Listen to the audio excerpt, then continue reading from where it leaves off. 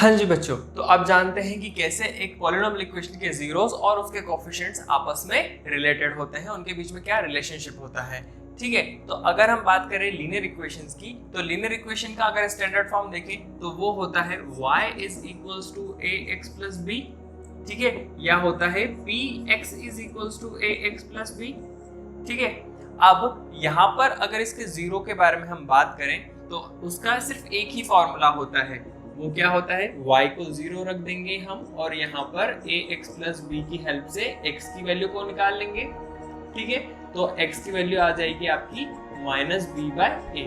तो यहाँ पर लीनियर इक्वेशन का सिर्फ एक ही रूट होता है, एक ही जीरो होता है और वो होता है माइनस बी बाय ए।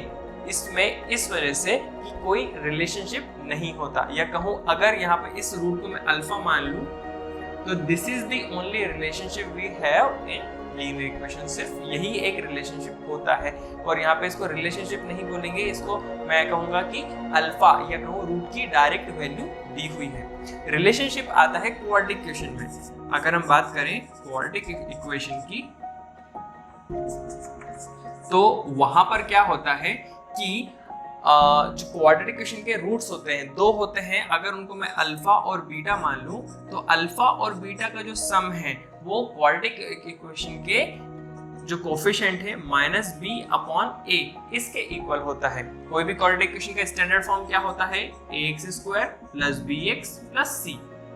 ठीक है, तो यहाँ पर जो अल्फा प्लस बीटा का सम है, अल्फा मींस जो इक्वेशन का जो रूट है, पहला रूट और दूसरा रूट, उन दोनों का सम जो होता है वो माइनस बी अपॉन ए के बराबर होता है, और उनका जो मल्टीप्लिकेशन होता है वो होता है सी अपॉन ए।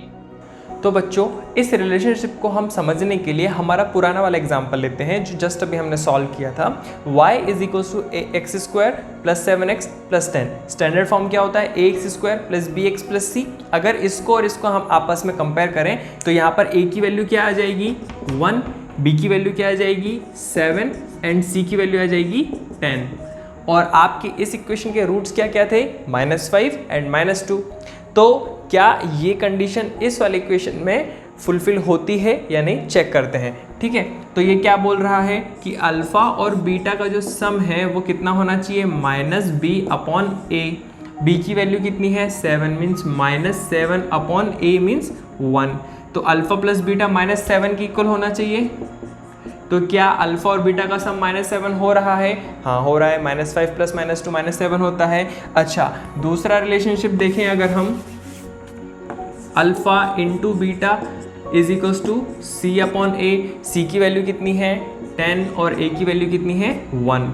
क्या अल्फा और बीटा दोनों की वैल्यू मल्टीप्लिकेशन करने के बाद 10 आती है, हाँ डेफिनेटली आती है। -5 -2 का अगर हम आपस में मल्टीप्लाई करेंगे तो +10 ही आएगा। इसका मतलब ये कंडीशन फुलफिल हो रही है और ये फॉर्मूलाज हमारे जो लिखे हैं हमने वो सही लिखे हैं। ठीक है, तो ऐसा नहीं है कि सिर्फ इसी इक्वेशन के लिए होगा, ये हमेशा सभी के लिए है। तो ये रिलेशनशिप होता है सारी की सारी क्वाड्रेटिक इक्वेशन के रूट्स और उनके कोफिशिएंट्स में। ठीक है, फिर से याद कर लो, alpha plus beta is equals to minus b upon a and alpha into beta is equals to C upon a. ठीक है, इसको मैं मिटा दूं। अच्छा, अब अगर हम बात करें क्यूबिक इक्वेशन में आपस में रिलेशनशिप की, कि क्यूबिक इक्वेशन के कोफिशिएंट्स और रूट्स में क्या रिलेशनशिप होता है, तो वो थोड़ा सा क्वाड्रेटिक इक्वेशन के जैसा ही होता है, बस एक ज़्यादा फॉर्मूला होता है उसमें। ठीक है, अगर हम क्यूबिक इक्वेशन की बात करें तो क्यूबिक इक्वेशन में क्या होता है, स्टैंडर्ड फॉर्म होता है क्यूबिक इक्वेशन का ax cube plus bx square plus cx plus d। ठीक है, अच्छा, इसका जो रूट्स और कोफिशिएंट का जो रिलेशनशिप होता है वो कुछ स्टेप से होता है, alpha plus beta plus gamma. Means तीनों के तीनों जो रूट्स हैं उनका सम जो होता है वो भी होता है माइनस बी अपॉन ए के बराबर, जो आपके क्वाड्रेटिक इक्वेशन के जैसा था वैसा है। अब इसके बाद एक फॉर्मूला आता है alpha beta plus beta gamma plus gamma alpha is equals to, यहाँ पर देखो, यहाँ पे हमने दो जो रूट्स थे उनका आपस में मल्टीप्लिकेशन किया है और ये आता है c अपॉन ए के बराबर, जो आपका क्वाड्रेटिक इक्वेशन में मल्टीप्लिकेशन, जो रूट्स का मल्टीप्लिकेशन था उसका वाला फॉर्मूला है। अच्छा, यहाँ पर एक थर्ड फॉर्मूला और ऐड होता है, alpha into beta into gamma, means तीनों का आपस में मल्टीप्लीकेशन, और वो आता है -d/a के बराबर। ठीक है, ये एक एक्स्ट्रा फॉर्मूला आपका ऐड हो गया। अब अगर अपन ध्यान से देखें तो यहाँ पर ये राइट साइड वाला पोर्शन तो आपको पहले से याद हो जाएगा जो क्वाड्रेटिक इक्वेशन के लिए था, -b/a c/a, alpha plus beta plus gamma, alpha beta plus beta gamma plus gamma alpha. ठीक है, और ये अगर आप ध्यान से देखो minus plus minus, b c d, a तो कॉमन है नीचे, तो इस तरीके से अगर आप याद करने की कोशिश करेंगे तो ये तीनों फार्मूलाज भी आपको आसानी से याद हो जाएंगे। तो ये रिलेशनशिप भी होता है क्यूबिक इक्वेशन के कोफिशिएंट्स और रूट्स में, और ये सभी इक्वेशंस पे फुलफिल होता है, सारी इक्वेशंस के लिए ट्रू है। ठीक है, तो आप इसको एक बार उतार लीजिए और कोई भी क्यूबिक इक्वेशन को आप सॉल्व कर लीजिए, तो आपको ये चेक करने पर पता चल जाएगा कि हाँ ये सारे फार्मूला सही हैं। ठीक है, चलिए अब हम कर लेते हैं कुछ क्वेश्चंस की प्रैक्टिस इन दोनों टॉपिक्स पर बेस्ड, और देखते हैं कि कैसे अगर इस टाइप के क्वेश्चंस आते हैं तो उनको सॉल्व करना है। आप लोगों को इस लेक्चर में जो टॉपिक्स हमने पढ़े हैं उस पर बेस्ड है आपकी एक्सरसाइज 2.2। ठीक है, तो 2.2 के क्वेश्चंस आप चाहे तो सॉल्व कर सकते हैं, अब आपको कोई प्रॉब्लम नहीं आएगी। मैं एक दो क्वेश्चंस आप लोगों को सॉल्व करके बता देता हूं, तो उससे आपको काफ़ी कुछ आइडिया लग जाएगा। ठीक है, चलिए तो देखते हैं कि किस टाइप के क्वेश्चंस आते हैं। तो अगर आपको सॉल्व करने वाले आएंगे तो सिंपल से फैक्टराइजेशन मेथड वाले आएंगे या लीनियर इक्वेशन वाले आएंगे, क्यूबिक इक्वेशन के चांसेस कम है। ठीक है, लेकिन अगर आते भी हैं तो आपको उसमें कुछ इस तरीके की इन्फॉर्मेशन दी रहेगी कि आप उस क्यूबिक इक्वेशन को आसानी से क्वाड्रेटिक इक्वेशन में बदल सकें। ठीक है, तो कुछ एग्जाम्पल्स लेते हैं क्वाड्रेटिक इक्वेशन को सॉल्व करने के। ठीक है, अगर वो जो एग्जाम्पल मैंने लिया था उसी को देखते हैं, x² + 7x + 12। अगर 12 होता तो क्या होता, यहाँ पर मैंने आपको क्या बताया था, इसको आप 0 लिख दीजिए, इसको x², और यहाँ पर इस 7x को जो मिडिल टर्म होता है उसको इस टाइप से हमको ब्रेक करना होता है कि वो उसके जो कोफिशिएंट्स बनते हैं दोनों, जो ब्रेक करने के बाद जो दो टर्म्स आते हैं उनका मल्टीप्लिकेशन 12 के बराबर हो, या एग्जैक्टली कहूँ तो जो फर्स्ट टर्म का कोफिशिएंट है x² का कोफिशिएंट और लास्ट का जो कांस्टेंट वाला टर्म है उन दोनों के मल्टीप्लिकेशन के बराबर हो। तो इसको मैं लिख देता हूँ 3x + 4x + 12, दो के ग्रुप बना लिए, उसमें से कॉमन ले लेंगे x, तो ये बन जाएगा x + 3, और ये आ जाएगा 4, ये भी आ जाएगा x + 3, यहाँ से 4 कॉमन ले लिया। अच्छा, x + 3 दोनों में कॉमन है, तो x + 3 को हम लोग क्या कर लेंगे, ब्रैकेट के पूरे ब्रैकेट को हम लोग कॉमन निकालेंगे, तो अंदर बचेगा x और यहाँ पर बचेगा 4। ठीक है, अगेन वही वाली सिचुएशन की यहाँ पे दो नंबर्स हैं p एंड q, और उन दोनों का मल्टीप्लिकेशन 0 के बराबर है, तो कैसे पॉसिबल है ये, ऑब्वियसली या तो q 0 होगा या p 0 होगा। तो मैं क्या करता हूँ, यहाँ पे x + 3 को 0 के बराबर रख देता हूँ एक बार, और एक बार x + 4 को। ठीक है, तो यहाँ से x की वैल्यू हो जाएगी -3 और यहाँ से x की वैल्यू हो जाएगी -2। ठीक है, तो इसका मतलब x की वैल्यू -3 जो है वो रूट है इस इक्वेशन का, अगर आप -3 पुट करेंगे तो ये पूरी की पूरी इक्वेशन क्या हो जाएगी, 0 हो जाएगी। सेम -4 रखने पर भी, -4 रखने पर भी, तो ये उसके रूट्स हो गए इस इक्वेशन के। अच्छा, अभी जो जस्ट मैंने आप लोगों को एक बात बताई कि जो मिडिल टर्म है उसको इस तरीके से ब्रेक किया जाता है कि उसके जो कोफिशिएंट्स हैं, ब्रेक करने के बाद जो दो स्टेप्स आए हैं उसके कोफिशिएंट्स का multiplication first and last term के कोफिशिएंट के मल्टीप्लिकेशन के इक्वल होना चाहिए। तो शायद आप लोगों को वो बात समझ में नहीं आई होगी, तो मैं आपको एग्जांपल्स के थ्रू समझाता हूँ। ठीक है, एक और रैंडम क्वाड्रेटिक इक्वेशन लेते हैं, मुझे थोड़ा सोचने दीजिए। 2x² प्लस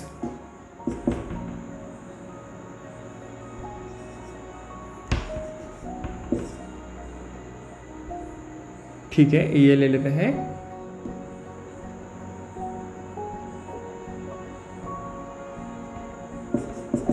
ये अगर हम ये इस इक्वेशन को लेते हैं, ठीक है, px = 2x² + 7x + 6, ये इक्वेशन आपको दी हुई है और आपको इसको सॉल्व करना है।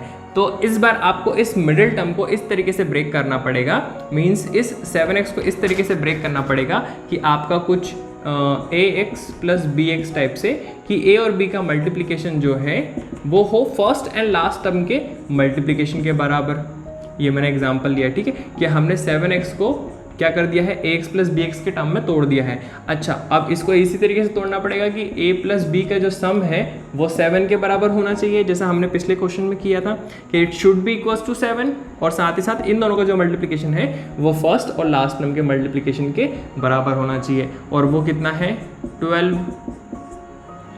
ठीक है, तो इसको हम अगेन किस में तोड़ सकते हैं, 3 प्लस 4 में, क्योंकि इन दोनों का मल्टीप्लिकेशन भी 12 हो जाएगा, 3 4 जा 12। ठीक है, तो अब हम क्या करेंगे, अगेन इसको 3x और 4x में तोड़ देंगे। तो ध्यान से देखिए, ये तो एज इट इज़ रहेगा, ये आ जाएगा आपका 0, इसको लिख दूंगा मैं 3x प्लस 4x प्लस 6। ठीक है, इक्वेशन में कोई चेंज नहीं हुआ है, हमने सिर्फ 7x को कुछ अलग तरीके से थोड़ा सा एक्सपांड करके लिख दिया है। ठीक है, अच्छा, अब यहाँ से इसमें और इसमें हमको कॉमन निकालना है, तो यहाँ से कॉमन आएगा x, तो अंदर बचेगा 2x प्लस 3 प्लस वाला साइन। ठीक है, और यहाँ पर हम क्या निकालेंगे, 2 कॉमन निकालेंगे, क्योंकि 4x और 6 में सिर्फ 2 ही कॉमन है, तो अंदर क्या बचेगा, 2 से डिवाइड करेंगे तो 2x, और यहाँ पर 2 से डिवाइड करेंगे तो 3। अगेन एक ऐसी इक्वेशन बनी जहाँ पर देखिए 2x प्लस 3 दोनों ब्रैकेट कॉमन है, तो इसको निकाल लेते हैं बाहर, अंदर क्या बचेगा आपका x प्लस 2। ठीक है, अब दोनों इक्वेशन, दोनों जो फैक्टर्स हैं उन दोनों को हम इंडिविजुअली 0 के इक्वेट कर देते हैं। तो 2x plus 3 is equal to 0, तो x की वैल्यू हो जाएगी -3/2, और यहाँ पर x की वैल्यू हो जाएगी -2। मीन्स ये जो इक्वेशन है, इस इक्वेशन के रूट्स हो जाएंगे -3/2 एंड -2। आप चाहें तो इसको पुट करके चेक कर सकते हैं। मैं आप लोगों की हेल्प के लिए करके भी बता देता हूँ। px is equals to px की यहाँ पर इस वाले इसको मैं -3/2 को चेक करूँगा, तो 2 एज इट इज़, x की वैल्यू -3/2 का whole square plus 7 into -3/2 plus 6। अब देखिए 2 इंटू 3 माइनस का है, स्क्वायर करने पे हो जाएगा ये 9 प्लस का, और अपॉन में आ जाएगा 4 प्लस का, ये प्लस माइनस माइनस हो जाएगा, 7 3 20, 1/2 प्लस 6। यहाँ पे एलसीएम ले लेते हैं हम सभी का आपस में। ठीक है, ये मल्टीप्लिकेशन भी हो जाएगा, तो 2 1 जा 2, 2 2 जा 4। बेस आपका एलसीएम लेने पर एलसीएम आ जाएगा 2, ये आ जाएगा 9 as it is, -21 as it is, plus 12। ठीक है, अब सम करिए, 12 प्लस का है, 9 प्लस का है, दोनों को सम करेंगे तो आ जाएगा 21 प्लस का, 21 माइनस का अपॉन 2, और फाइनली आपका आंसर आ जाएगा 0/2 या कहूँ 0। इसका देखो px की वैल्यू 0 आ गई, क्यों, x की वैल्यू -3/2 पुट करी इसलिए। इसका मतलब -3/2 क्या है, हमारा जो सही है 0 जो हमने कैलकुलेट किया वो सही कैलकुलेट किया है। तो आप क्या कर सकते हैं, चाहे तो अपने रूट्स को चेक भी कर सकते हैं कि हमने जो कैलकुलेट करके लेकर आए हैं सॉल्यूशन वो सही है या गलत। तो इस तरीके से आप किसी भी पॉलिनोमियल इक्वेशन को सॉल्व कर सकते हैं। क्वाड्रेटिक इक्वेशन को, लीनियर इक्वेशन तो बहुत ही आसान है, उसका आप डायरेक्ट -b/a ये सॉल्यूशन होता है किसी भी लीनियर पॉलिनोमियल इक्वेशन का। ठीक है, अच्छा चलिए अब देखते हैं कि अगर आपको जो रिलेशनशिप वाला फैक्टर है उसमें, कि अगर आपको किसी पॉलिनोमियल इक्वेशन के उनमें चेक करना हो, जैसे कि इसी में हमको रिलेशनशिप चेक करना है, तो रिलेशनशिप हम कैसे चेक करेंगे। इसको मिटा देता हूँ इस सेक्शन को मैं। आपको क्वेश्चन कुछ इस टाइप का आएगा एक्सरसाइज 2.2 में कि आपको रिलेशन सॉल्व करनी पड़ेगी इक्वेशन और फिर उसके रिलेशनशिप को प्रूफ करना पड़ेगा। तो अगर यहाँ पर हम देखें तो अल्फा की वैल्यू आ गई -3/2, ठीक है, और बीटा की वैल्यू आ गई -2। क्या होता है, alpha plus beta is equals to -b/a। Check करें, alpha plus beta means -3/2 and -2 should be equals to -b। अब देखिए इस इक्वेशन में b की वैल्यू क्या आ जाएगी, यहाँ पे मैं लिख देता हूँ ऊपर, a की वैल्यू हो जाएगी 2, b की वैल्यू हो जाएगी 7 एंड c की वैल्यू हो जाएगी 6। वैल्यूज पुट करूँ -7/2। ठीक है, अब इसको सॉल्व करते हैं, क्या ये दोनों बराबर आ रहे हैं। इसका एलसीएम लेंगे तो ये 2 आ जाएगा, यहाँ पे आ जाएगा -3 -1 से 2 को डिवाइड करेंगे 2 टाइम्स, 2 से 2 में मल्टीप्लाई करेंगे 4, कितना आ गया ये -7/2, और यहाँ पर भी वैल्यू क्या आ रही है -7/2। मीन्स ये रिलेशनशिप हमारा सही है, जो हमने फॉर्मूला लिखा था वो भी सही है और जो आंसर लाए थे वो भी सही है। अच्छा, दूसरा वाला देखते हैं, अल्फा इंटू बीटा क्या होता है, C/A। चेक करें, -3/2 into -2 is equals to C कितना है आपका 6 और A कितना है आपका 2। तो ये देखिए माइनस से माइनस कैंसिल, 2 से 2 कैंसिल, कितना आया 3 और ये कितना जाएगा 2 1 2 2 3 6। तो यहाँ पर भी ये दोनों बराबर आ रहे हैं, इसका मतलब ये वाला रिलेशनशिप भी हमारा सही है और इक्वेशन में जो हमने रूट्स निकाले हैं वो भी सही निकाले हैं। तो इस तरीके के क्वेश्चन आपको सॉल्व करने के लिए आएंगे। हाँ तो बच्चों, अब आपको कुछ इस टाइप के क्वेश्चंस भी आ सकते हैं जहाँ पर आपको किसी क्वाड्रेटिक इक्वेशन के रूट्स का समेशन और उनका मल्टीप्लिकेशन दिया हुआ हो और आपसे पूछा जाए कि वो क्वाड्रेटिक इक्वेशन क्या होगी। ठीक है, जैसे कि एक एग्जांपल लेते हैं और उससे देखते हैं, ज़्यादा से समझ में आएगा कि कोई एक बोल दिया है आपको कि अल्फ़ा प्लस बीटा 3 है एंड अल्फ़ा इंटू बीटा आपका 2 है। ठीक है, तो इस टाइप की इक्वेशन आपको पता करनी है जिसके रूट्स का जो समेशन है वो 3 है, सम जो है 3 है और मल्टीप्लिकेशन 2 है, और आपसे बोला जाए कि क्वाड्रेटिक इक्वेशन जो है वो फाइंड करिए। ठीक है, तो उस केस में क्या होगा, हम देखिए हमको पता है कि इसकी वैल्यू -b/a होती है और इसकी वैल्यू c/a होती है।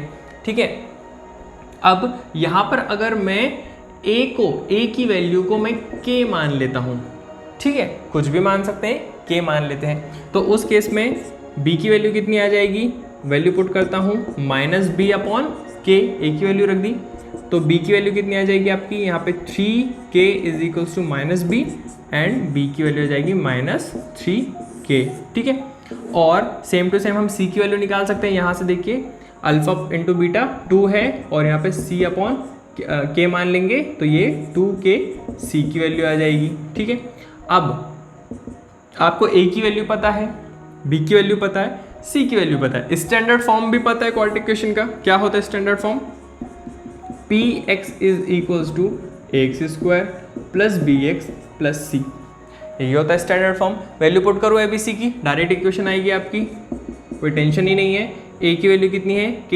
मीन्स kx², b की वैल्यू कितनी है आपकी -3k मीन्स इसको हटा देते हैं यहाँ से -3kx, और c की वैल्यू कितनी है 2k, तो ये आ जाएगा आपका 2k। आ गया समझ में। अब देखिए यहाँ पे हर स्टेप में आपको k दिखेगा, तो हम क्या करते हैं, k को कॉमन ले लेते हैं, तो यहाँ पे क्या बचेगा x² - 3x + 2। ठीक है, अब ध्यान से देखिए ये k सभी में कॉमन आ गया, बाहर आ गया, और अंदर सिर्फ x² - 3x + 2 आया। अब k की वैल्यू हमने मन से मानी थी, जो a है उसको k के बराबर माना था और हमने मन से माना था, कुछ भी हो सकता है। ठीक है, तो इसका मतलब अगर कोई क्वाड्रेटिक इक्वेशन है जिसके रूट्स का सम 3 है और उसके रूट्स का मल्टीप्लिकेशन 2 है, तो ऐसी बहुत सारी इक्वेशंस पॉसिबल हैं जहां पर ये कंडीशन फुलफिल होगी depending upon the value of k। अगर k की वैल्यू 1 लूँगा तो ये इक्वेशन हो जाएगी।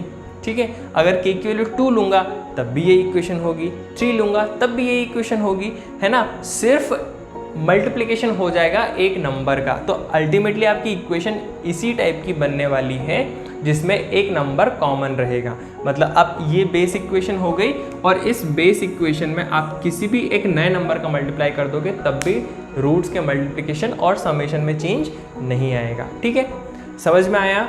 तो इस टाइप का आपको क्वेश्चंस आएंगे एक्सरसाइज 2.2 में। उसके बाद यहाँ पर एक फॉर्मूला भी है, चाहे तो अगर आप फॉर्मूला आपकी बुक में नहीं लिखा है, मैं यहाँ पे आपको फॉर्मूला लिख देता हूँ कि अगर आपको रूट्स का सम और उनका मल्टीप्लिकेशन दिया हुआ हो और आपको डायरेक्टली क्वाड्रेटिक इक्वेशन निकालनी हो, तो आप इस फॉर्मूला में वैल्यू पुट करके भी निकाल सकते हैं। फॉर्मूला कुछ इस टाइप से है, x² minus alpha plus beta into x plus alpha into beta. ठीक है, x² minus alpha plus beta into x plus alpha into beta. अच्छा, अब वैल्यू पुट करें हम लोग। ठीक है, क्या हमारी वही इक्वेशन आती है क्या, x² minus alpha plus beta कितना था आपका 3x, और अल्फ़ा इंटू बीटा कितना था 2। देखिए वही की वही इक्वेशन आ गई, बेसिक इक्वेशन k को छोड़ करके। ठीक है, तो यही आपकी मेन इक्वेशन होगी। अब इसमें आप 1 2 3 4 का आपस में मल्टीप्लाई करेंगे तो एक नई इक्वेशन बनेगी, लेकिन alpha plus beta alpha into beta change नहीं होंगे।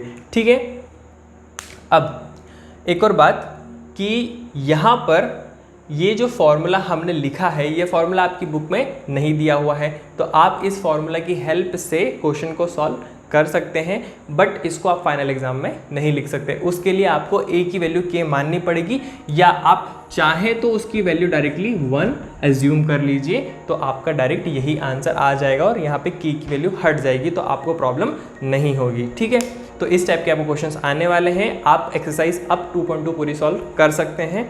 आप लोगों को अगर कोई डाउट आता है उस एक्सरसाइज में तो आप मुझे कमेंट्स में बता दीजिए, तो मैं उस चीज़ का एक अलग से सेपरेट वीडियो बना दूंगा सॉल्यूशन का। ठीक है, तो आज के लेक्चर में इतना ही। बहुत अच्छा लगा आप लोगों से मिलके। Thank you.